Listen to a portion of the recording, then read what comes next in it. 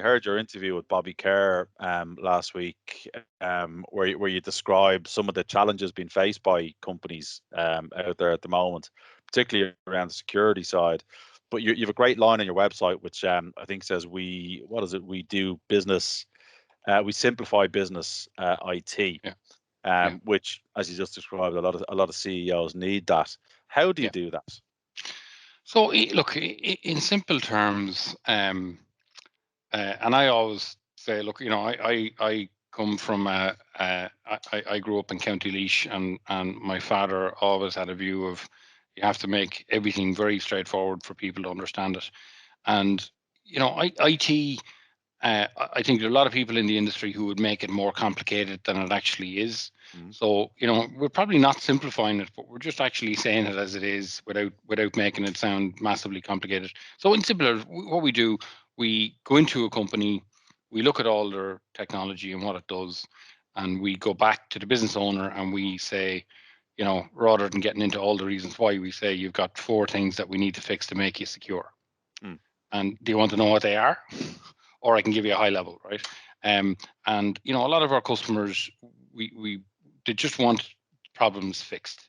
Yeah. So for us, we go in and we'll be very honest with somebody. We don't sugarcoat it.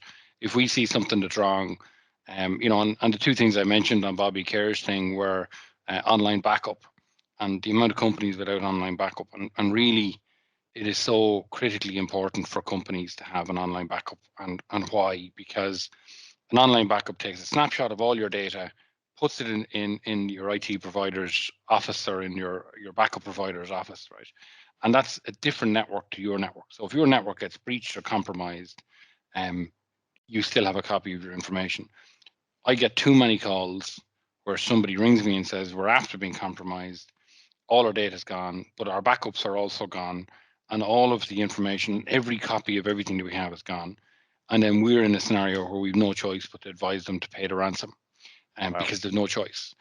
So I hate being in that position, and an online backup simply removes that as an option. And the second thing is 2-factor authentication. And what does that mean? Just think of your bank and you get a PIN number to your phone. You need that for email.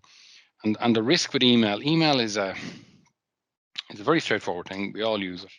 But most people think, I don't really mind if somebody gets into my email. They're going to read very mundane conversations.